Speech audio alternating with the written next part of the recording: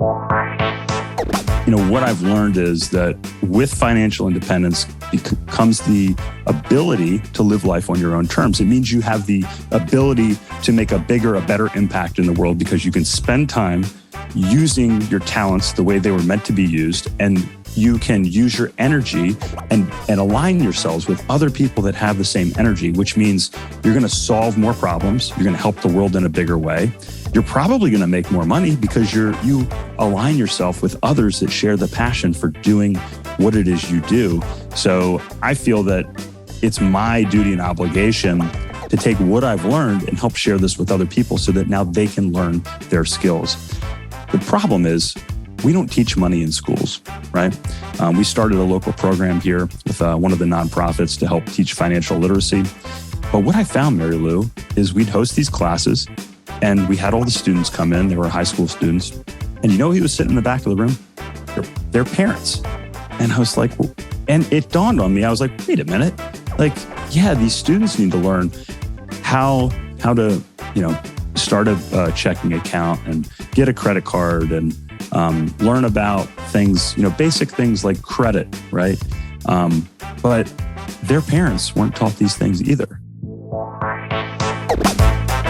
This is the Play Your Position podcast, where we huddle up, call the plays, and inspire you to run your ball into the end zone. Are you ready to score more game-winning touchdowns in your life, business, and career? Then listen up, because it's game time, baby. Now, here's your host, Mary Lou Kaiser.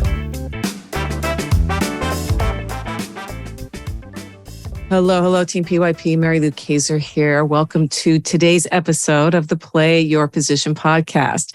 I'm so glad you decided to join me and my guest today. He is going to take us into his world and teach us some things about developing passive income streams, what it means to say yes when the call to leadership shows up, and a whole bunch of other stuff. His name is Chris Larsen. He's coming to us from Asheville, North Carolina. Chris, are you ready for kickoff? Yes, I am. Let's go. Let's do this.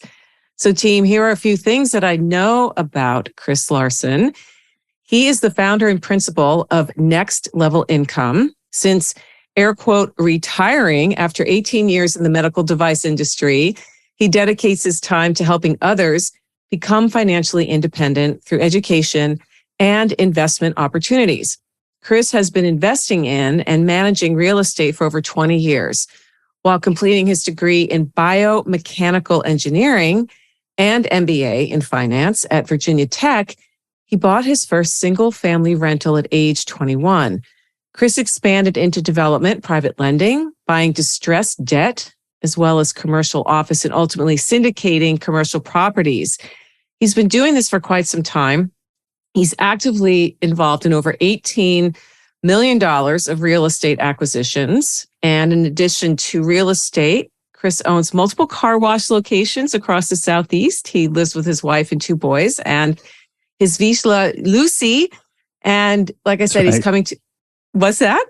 I said, that's right. Yeah. And got a great picture of Chris with Lucy, which team you'll be able to see on his show notes page once this airs. So we're going to dive into this. Chris, again, welcome to the show. And thanks for spending some time with us here at the Play Your Position podcast.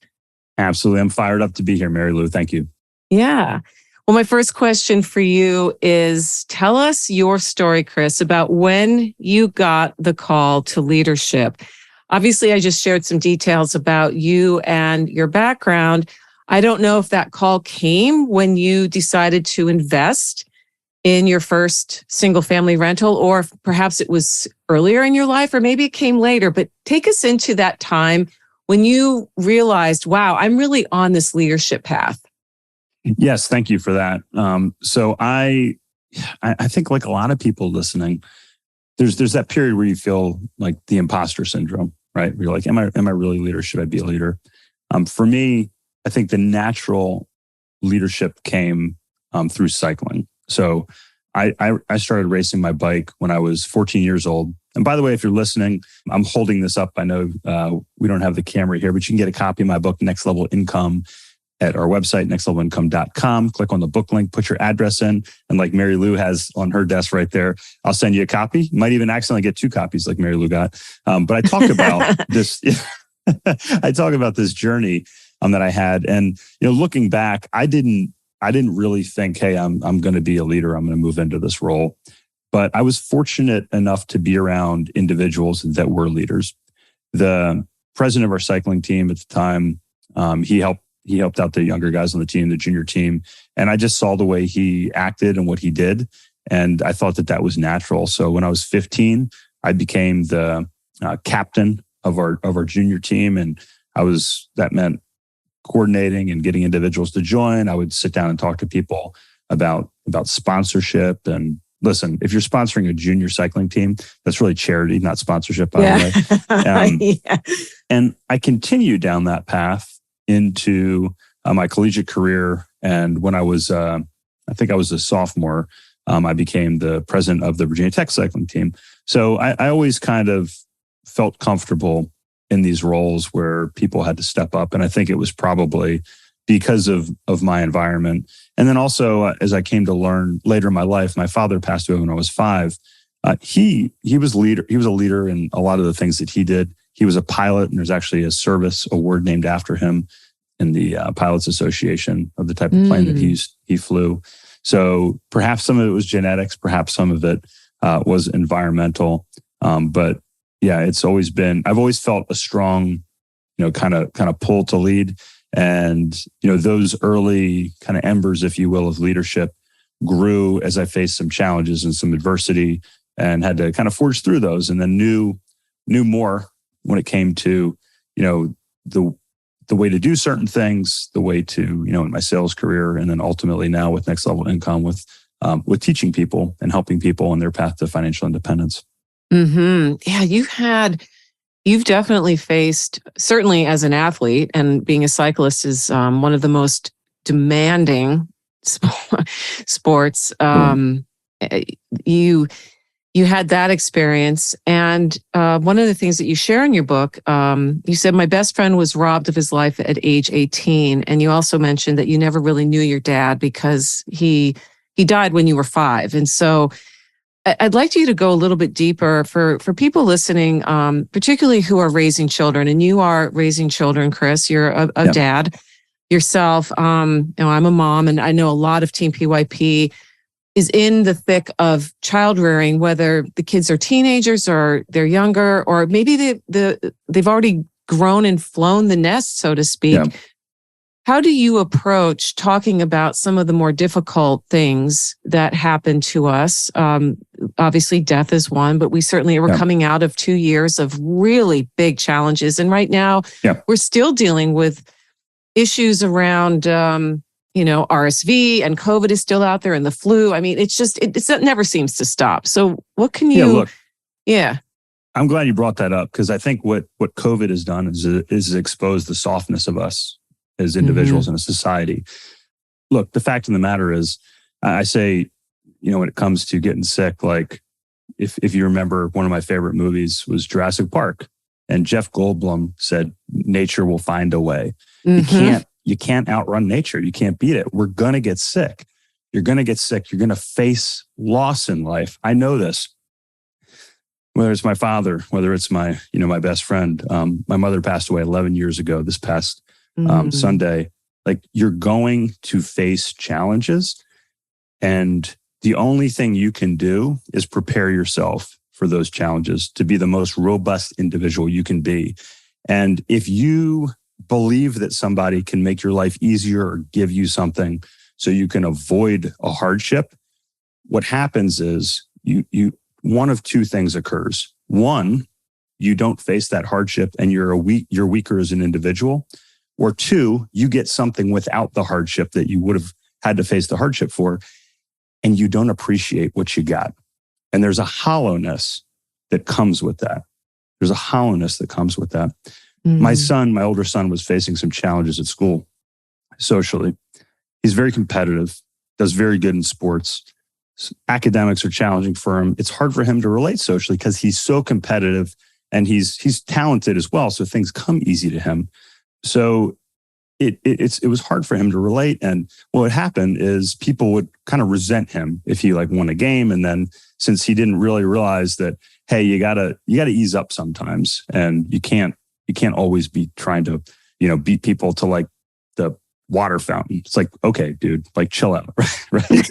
So what happened was he had a lot of animosity, and so he'd struggle in school, and people kind of made fun of him for that. And then, they would kind of give him a hard time socially. So he kind of, and this went on for about 5 years, Mary Lou. Wow. And what I told my wife, I said, I'm not really worried. And she's like, why are you not worried? And I said, well, my view is you either face challenges early in life or you face challenges later. You're going to have to face challenges. And I'm going to get back to the beginning of this conversation, and you'll understand why I'm saying this.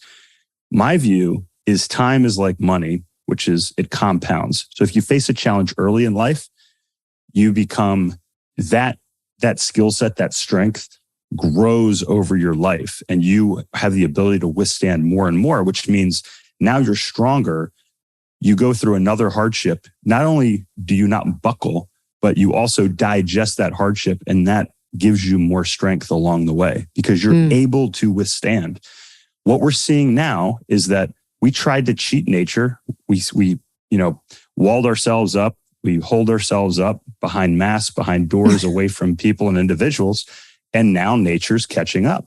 And we're 10, 15% above where we should be with deaths in the developed nation, because nature's saying, well, you thought you could cheat us and you just can't. And my point is, it works the same, whether you're talking about your immune system, or whether you're talking about working out, or whether you're talking about socially, or whether you're talking about money. Experiences and time compound. And that's why it's so important that you learn to be uncomfortable. You do the uncomfortable things. You have those challenging conversations. You'll be stronger for it. Your life will be better for it. Oh, that's so nicely said. And I'd love for you to transition into the work you're doing now with teaching people about real estate investing, developing passive income streams. And the fact of the matter is that there is no magic bullet. You know that. I know that. There are certainly hurdles to overcome. And one of the biggest ones is our own mindset. Is we see something and go, oh, that's not for me, or oh, that's too hard, or oh, what will people think of me? That's one of the biggest blocks to people even dipping their toe in. Yeah. So talk to us about the work you're doing now with Next Level Income. What is it? What is it that you teach people, Chris? Yeah. So first off, sometimes it's hard to hear the way things are, right? Like it's not comforting, right? That's why we don't hear politicians talk about, hey, like you just need to toughen up. That doesn't really win elections, right? Yeah, it's like so you might be listening to me and saying, wow, this guy's kind of a hard guy. But when it comes to money, it's not easy. And look, I didn't do everything right, which is why I wrote my book initially, because I talk about in my book how you don't have to spend 15 years trying to figure out like what I did. I did a lot of things wrong. I made a lot of mistakes, and I would go back and I would do things differently. I would do things quicker. I'd do things more efficiently. So, what I've learned is that with financial independence comes the ability to live life on your own terms. It means you have the ability to make a bigger, a better impact in the world, because you can spend time using your talents the way they were meant to be used, and you can use your energy and align yourselves with other people that have the same energy, which means you're going to solve more problems. You're going to help the world in a bigger way. You're probably going to make more money because you align yourself with others that share the passion for doing what it is you do. So I feel that it's my duty and obligation to take what I've learned and help share this with other people so that now they can learn their skills. The problem is we don't teach money in schools. Right. We started a local program here with one of the nonprofits to help teach financial literacy. But what I found, Mary Lou, is we'd host these classes and we had all the students come in. They were high school students. And who was sitting in the back of the room? Their parents. And interesting. And it dawned on me. I was like, wait a minute. Like, yeah, these students need to learn how to, start a checking account and get a credit card and learn about things, basic things like credit, right? But their parents weren't taught these things either. So they wanted to come in and they wanted to learn. And then I started coaching, high level individuals, professionals, entrepreneurs, sales executives, people that were making anywhere from $100 to $100,000 to even 7 figures a year. And they struggled with some of the same concepts. So what we did was I took the framework that I put in the book, which I call the next level income strategy, which is how to make more money, keep more money, and grow your money. And we broke it down. So how can you find what is your highest value skill set? What should you be spending your time on? That's how you're going to make the most money that you can in your current role, right? How to scale that. Then what are the 3 silent killers of wealth? Well, those are death that I'm well aware of, or a major health or a major health incident. I've seen it, right? I've seen what it did to our family. It's all, so you have death or major health situation. You have a lawsuit, so I've seen friends of mine that have been sued frivolously. I've faced some of those same issues you really want to make sure that you have the proper entity structures that are put in place. And then the one that's always there that, it feels like we've kind of gotten used to it. And it's almost like a parasite in some ways, are taxes. And people say, oh, well, this is just something that I do. But what if you knew the rules that the rich know and you were able to use those rules to your advantage? I tell people, and this is one of the reasons I have the Monopoly pieces on the front of my book. If I had been playing Monopoly for 20 years, I knew all the rules, I had all this experience, and you come and you watch me play and you're like, well, Chris always seems to win. And every time I play him, I lose. You'd be pretty upset, and vice versa. Well, I'm watching people play the real game of Monopoly and I'm like, well, why are these people winning? Why are these, billionaires not paying tax? Like what do they know that I don't know? So I studied the ultra wealthy, the way they invested, the way they used entity structures, the way they used tax strategy. And I started to apply those. So we teach that in the course. And then finally, once you've plugged all the metaphorical holes in your boat with, with the tax strategy, with the insurance strategy, with the entity structures that you have, now row that boat fast, which is let's put together your plan for passive income. And we have a beautiful spreadsheet that my partners helped me with and built out. And what it allows you to do is not only vet opportunities that are out there for passive income, but you can actually plug in your own numbers and it will tell you how long it will take you to be financially independent. And what I found is if you're an accredited investor, if you're making $200,000 or more a year, then most people, as long as they're not living crazy beyond their means, can achieve financial independence in 7 years. And I've seen this time and time again. So, in our new course, which I'm going to give your listeners a special 30% discount with the code, which should be in the show notes. I believe it will be. Yes. Yeah, I think it's going to be PYP for your podcast, but double check that link there. But you can get all the same stuff. And my one-on-one coaching clients pay me $30,000 a year.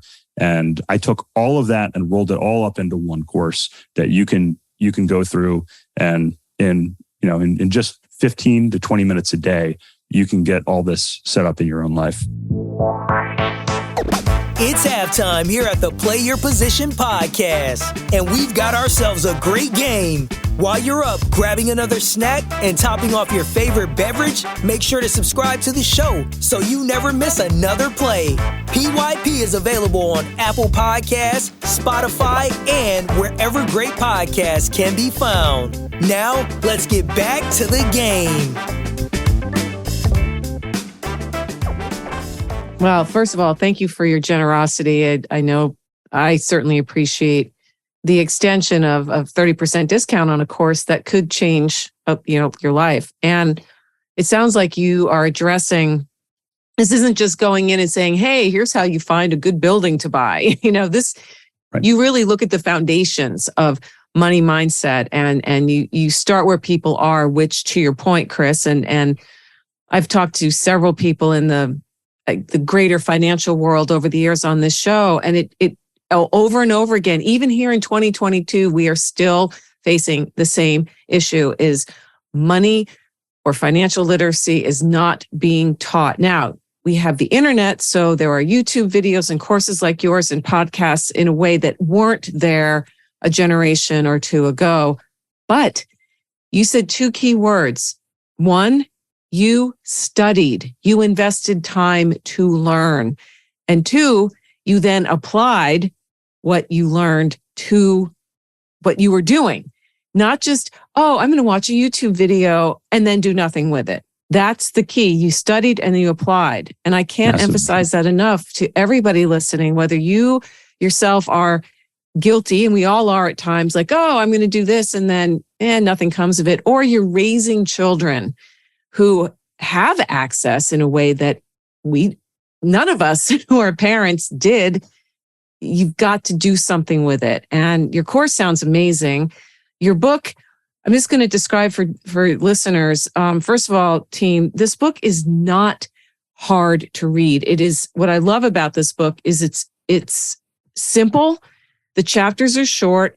And to Chris's point earlier, he doesn't mince words. He's not telling you, oh, this is going to be a cakewalk. He even says, hey, this might not be for you, which I really appreciate. That after reading a certain chapter about a certain kind of investment, you might go, yeah, I don't know if that's for me. But you know what? There's other options as well. Passive income isn't just tied to one vehicle, So you own, as I read in the bio, you own some car washes, which I've heard are great. I interviewed a man, Dave Metz, earlier this year. He's he calls himself the laundromat millionaire because he got in on the laundromat game and learned what to do. Did the same thing you did. He studied, he found the best, and then he found the worst. And he said, I'm going to learn from the best, and I'm going to also learn lessons from what the worst did. Because that's good. Yeah, absolutely. We can learn from what people are doing wrong, right? I think it's interesting how not sexy businesses like laundromats, car washes, et cetera, can be such a gold mine. So talk to us about, in general, when people hear passive income, I think there's a lot of confusion about what that actually means. They might think, oh, I have to have a stock, or maybe I get my money market fund, but it's way bigger than that. Absolutely. Yeah. So, if you read the book or you go through the course, you're going to learn, how to really optimize your income, how to make more money and do that. Maybe you're already like sitting there thinking, Chris, I'm making, 7 figures a year. I don't need to worry about that. Or maybe you have all the tax strategy, all the insurance strategy, the entity structure set up, and that's awesome. But that's usually, the first area that successful people can really focus on and do things. But the truth is, you can't be really free unless you have passive income. So we're taught, and I'm kind of the anti-Dave Ramsey. We're taught to invest in max out your 401k and do all these things. And we had some really good friends in town this past week. And he and his wife have about $2 million in their 401k. And for most people, they'd say, wow, $2 million at about 40, I think they're 41. Okay. I was going to say 40, but they're 41. Would say that's awesome, right? Because you got another 25 years to let that money grow. Well, the problem is he and his wife have to wait till they're 59 and a half before they can touch that money before being penalized. So that means he's obligated to work 18 more years, right? So he's got to do that. The other piece is he feels like he can't afford to invest in passive income. So we talk through some things. And passive income opportunities. So we talked through some ways that he could free up some of that capital to do that. But the bottom line is, it's not passive income if you can't walk away for a day, a week, a month, a year, and the income stops coming in. So some people would say businesses aren't passive. I would say some businesses are passive, and you can structure them to be passive because you can put the right leadership in place. Some people would say real estate's passive, and I would argue that some real estate is not passive because, like me, I wasn't doing it the right way for a lot of years, and my tenants and the people that were helping me to run my portfolio, I got a call on my honeymoon in Costa Rica. That's not passive, okay? No. The first thing is, what is a passive investment? What is out there? Yeah, like a dividend paying stock is a good example. One of my favorites, what I wrote my book about, is multifamily real estate or apartments. Self-storage is another big one for us, mobile home parks. But we specialize in syndications where investors can come in and be truly limited partners, which means you're limited in your time. You're a passive investor. The car washes are very similar. And I love how you said, these aren't sexy businesses. And I often say our strategy is basically the Warren Buffett strategy of real estate, which is we're buying value add businesses, value add real estate that can come in, they're cash flow positive from day one. And then we can grow their net operating income, their profitability, increase the value of the business, and then we can sell them on the back end, which means we have had cash flow the whole time. Then we get a nice bump from the appreciation that we've created or forced while we hold that asset. And then I say, and like Warren Buffett, most of this strategy, most of these businesses aren't sexy either. And car washes are a good example of that. They're very high cash flow businesses. They have high profit margins. And I had coaching clients with car washes. My uncle and I almost bought one several years ago. I was familiar with them. So my partners and I decided to discuss it. I was all in. Actually own one here myself in Asheville now. So, these are nice businesses that you can set up to be passive, or, you can just invest with a group like us who allows investors to come in alongside of us as partners and own one. But the nice thing is we get cash flow from day one. We improve the business. We improve our membership through our model, through our proprietary app that we have, the CRM that we're building out. And that allows us, to collect information on customers. And what happens is a lot of mom and pops that are running car washes, and maybe some people are listening here, but it can be hard if you don't have a big scale operation to afford some of the technology that's out there. So we only have 24 washes at the time being, but we have another 10 under contract. So, probably by the time this airs, we'll be up to close to 36 locations. And that allows us to have different scale, better teams, regional teams, better technology, proprietary applications, and customer resource management technology that allows us to do things like push coupons through, or we can use location sensors, or we can use imaging so we can see license plates. So it makes it easier, it makes it faster. We want to be like the Chick-fil-A of car washes, and you can check out our business. It's called Hurricane Wash, Hurricane Express Wash, or hurricanewash.com. You can check us out online. You can see our locations there. But then after we put all these measures in place, naturally it increases the revenue. We improve the operations. We have an engineer that runs the operation side of the business. So that means we can optimize the chemical mix. And I have an engineering background. So, I can really appreciate this. The spray angle. So it's like a hose. If you spray a hose at the wrong angle on your car, it's not going to do as good of a job washing. So we have all these little sprayers. We know how to adjust those spray angles to optimize it, the speed of the belt. All these things, if you make these small tweaks in one wash, okay, maybe it makes a small difference. But in 10, 20, 30, 40, 50 washes, those small differences add up to really big differences. And then the cool part is private equity groups really like to come in and buy larger portfolios of these. So they're typically paying about 2 times what we're paying in terms of multiples on profits. So it's a strategy that we're very fond of. The businesses, as you were saying, aren't necessarily sexy, but the strategy is also repeatable, and they're also cash flow positive during this time. And I'm sure some people are thinking, but Chris, what if we fall into a recession? Well, this is a very affordable luxury. So, spending $20 on a wash, it makes you feel good. As your car gets older, you probably wash it more to kind of maintain it a little bit more. If you have a newer car, you want it to look good, right? And, if you're spending $20 on a wash, what if you could pay $30 for a membership and wash it every week? Get that little boost, on your way to Chick-fil-A, like I do with my kids. And then, you run your little errands and you run through the car wash, and then you come home. And the kids, I don't know why kids love car washes so much. Oh, my kids loved when I took them through. I used to call it the octopus arms. I'm like, we're going to go through the octopus arms. Yay! It's wild. It's wild. And it's still fun. Like, I don't know. And then, I get a kick washing the car with my boys. So it's one of those things, it makes you feel good. It allows you to take care of one of probably your most expensive assets, regardless of where you are on the socioeconomic spectrum, right? And again, if you're an owner or you're an investor in one of these, you get to participate in the really healthy profits that come with this. And we have about a 15-year window before this industry is kind of fully mature. So I feel like there's about 5 years where we can really take advantage of this right now. Okay. So a couple of questions come up for me as I listen to you describe your world here.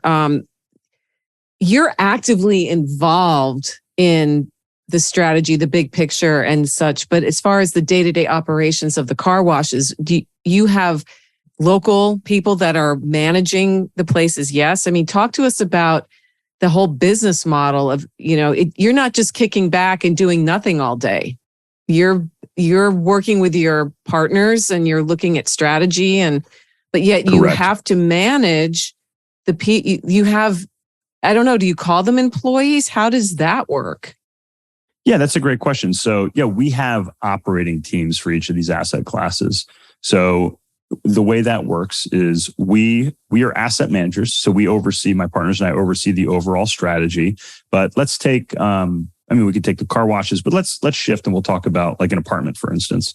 So there's probably some people listening that own homes, that own single family rentals. Well, I've had friends and coaching clients say, I make 30% cash on cash return on my single family rental. So let's say you put $50,000 down on a single family rental and you get $15,000 of cash flow a year. That's 30% times 50,000 is 15,000, right?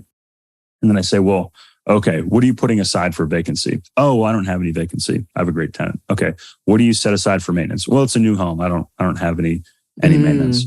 Well, what about management? Oh, I manage it myself because it's not a big deal. Okay, well, there's a reason why a bank will give you like 70 to 75% of your gross rental income. It's because they account for all that, which is typically about 30%. Okay, and that's for a single family rental. Vacation rentals are way higher on the management side of things. So you can hire a management company, you can put aside reserves and treat it like a business. And that's what we do. We treat it like a business. So when we buy an apartment building, we have a management team. Now we're the asset managers overseeing strategy, but I'm not sitting there at the front desk every day, Mary Lou, and saying, hey, yeah, right. And answering the phones and dealing with that. We pay people to do that because they're going to get better service. It's more scalable. And then, when it comes to the accounting, we have our finance team that's in there. So we have teams that handle all aspects of this. So yeah, it is a people business. It's a strategy business. And what we do is we run that business so that our investors don't have to. And that's why we get paid to do that. But I'm also an investor in all of these assets as an individual, as a limited partner as well. And that income comes in whether I'm doing something or, as you said, just kicking back and relaxing, which I don't tend to like to do much. Every now and then, it's a good thing, right? You got to recharge. You got to recharge. You got to recharge. Yeah, you got to recharge. Absolutely. Yeah. So it sounds like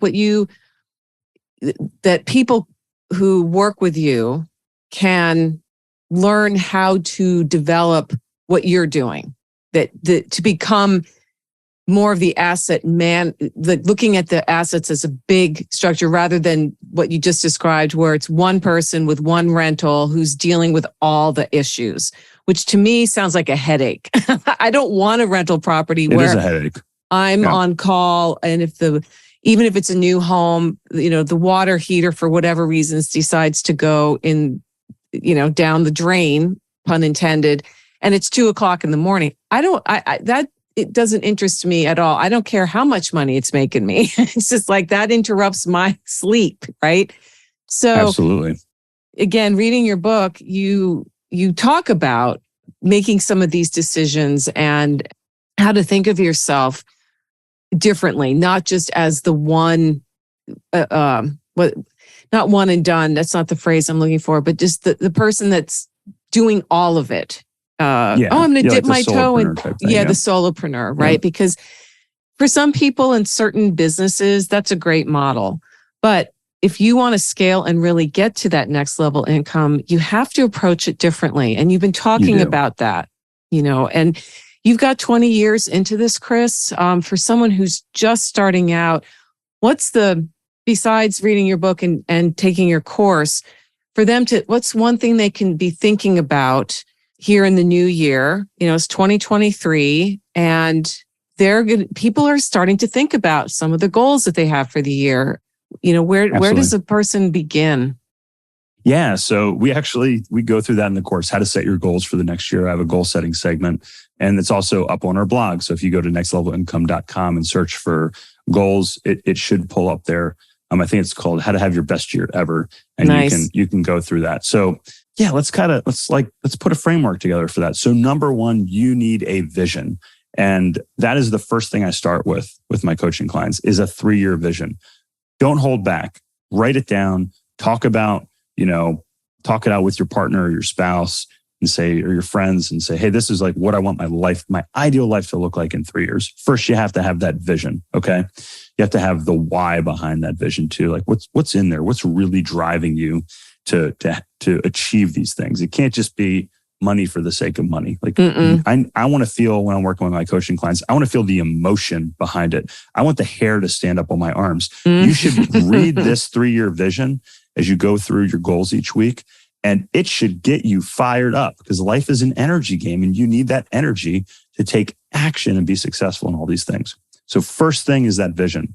The second part is, okay, what is your plan of action? What are the specific things that you are going to do on a yearly, quarterly, monthly, weekly, daily basis to get to where you want to be? And once you have the information and you have the plan, you need someone to hold you accountable. And that can be your partner, which isn't always ideal, a friend that I use for a long time. It could be a coach. It could be a mastermind. That's why we have our group coaching program. So you can come, you can meet, you can have somebody that holds you accountable and says, hey, did you do those things that you said you were going to do? I have a coach. I spend 6 figures a year on masterminds and coaching and things to help me get better. And that number's grown as I've realized the value of that. And I've tried to push into new realms. So that's very important. But all that being said, you can have you can have all the knowledge in the world. You can have all the plan in the world. You can have somebody holding you accountable, and it could even be social media that's holding you accountable. But the bottom line is you need to take massive action. You need to take massive action. So what you need to do is figure out, okay, what are you going to do? Are you going to get up every day and focus on this at 5:30 in the morning like I did when I wrote my book? Are you going to carve out some time on the weekend or after work, or what are you going to do? What real action are you going to take? So listen to what I said today. Pick something. Pick just one thing that you can do as we go into the new year here. It's going to help you move forward to that, and then just keep moving forward one step at a time. Because as you mentioned, you said 20 years. It's actually been, let's see here. So this coming week, will mark the 23rd anniversary of when I closed on that first property. Wow. So it's coming up here 23 years ago, which is more than half my life. And it's a time game. So, you just got to get started, and it's never too late to do that. It's never too late. No better words have ever been spoken. It's never too late to get started. People psych themselves out so often because of a million different excuses. And you can have results or you can have excuses, but you can't have both. And it does come down to vision, like you said. Really you're not going to know what it's going to look like, but you can have an idea. It's another skill that isn't taught broadly, that sitting down and creating visions, unless you had parents that taught you that. But school doesn't do a good job of that. I have a nephew who's about ready to graduate from high school, and I'm absolutely astounded at how the model of education has not caught up with the way the world is. And that is a huge dilemma. Now, that's good for people like yourself and me who are in the personal and professional development space where we want to educate and we have experiences that we can help people along. That's what drives you, Chris. I can tell you really want people to succeed if they raise their hand and say, yes, I'm in, show me what to do. I'm the same way with the work that I do. We want to bring people along and say, learn from what I did wrong. And yes, you're going to fall. You're going to fumble the ball. You're going to sometimes throw that game-losing interception, but it doesn't matter. You get back up and tomorrow's another day. If that vision is clear and it's truly what you want, you're not going to want to do anything else, Yeah. And thank you for bringing up too that you invest in yourself, that you hire coaches and you work in masterminds. Such a powerful model for personal development, for self-education. And I know that you are a reader as well. As we come towards the end of the show in a minute, I'm going to have you share a couple of books. But before then, remind us, where do you hang out online, Chris? And tell us about your course again, and what people can, where they can find it and what they can expect. Yeah, you can check us out on LinkedIn. That's where, if you want to, get daily updates on the real estate market, our content that comes out every day there. The best way is nextlevelincome.com, nextlevelincome.com. That's going to give you a chance to get access to our free book, to our podcast, to our blog, all that stuff that you can get on there. The course, there should be a link here in the show notes if you want to check out our new 6 Figures of Passive Income roadmap. That's going to help you kind of move forward in your journey towards financial independence.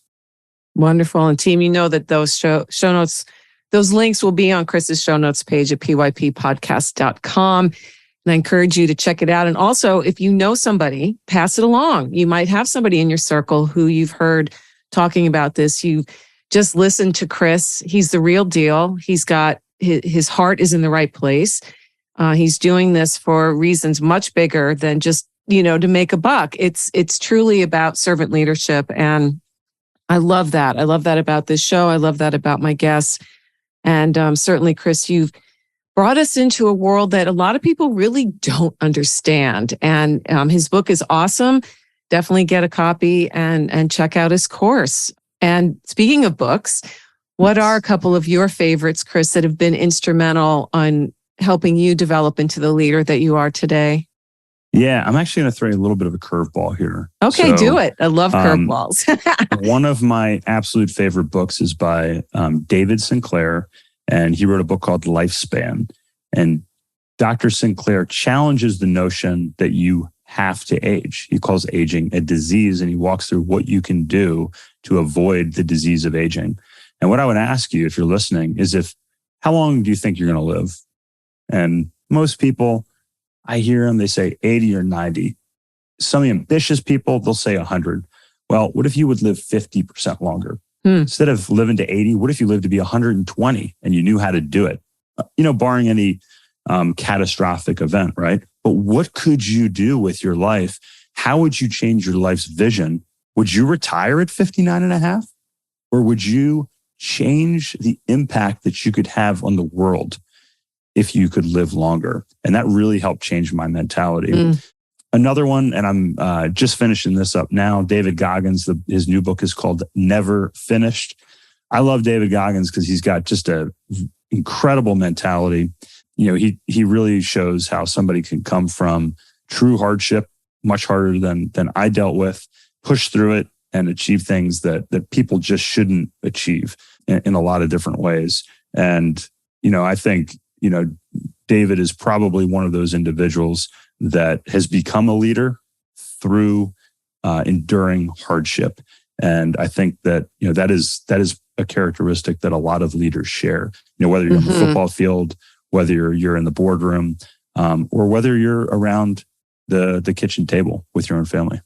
It's true. Hardship is a key ingredient to success. I don't know anybody who has achieved significance in their life who did not face hardship. And one of my biggest concerns about the world today, I was just talking to my mother about this this morning, is and you brought this up too, Chris, we have gone so soft. For one thing, most people, at least in America, I'm guessing most first world nations, but I can only speak about the United States, we have insulated ourselves from the natural world in a way that if the grid goes down, people don't know how to survive. I mean, it's that dire. And there's a proliferation of shows. It started with, I was pointing this out, that show Survivor was one of the first of its kind. And now there's just all these different extreme endurance, test your limits kinds of programs on television. And I said, isn't that interesting, Mom, how there's an audience for this because people are not testing their limits. They're getting up in the morning in their comfy, encapsulated homes, cocooned from the elements. We don't raise our food. We're not living off the land.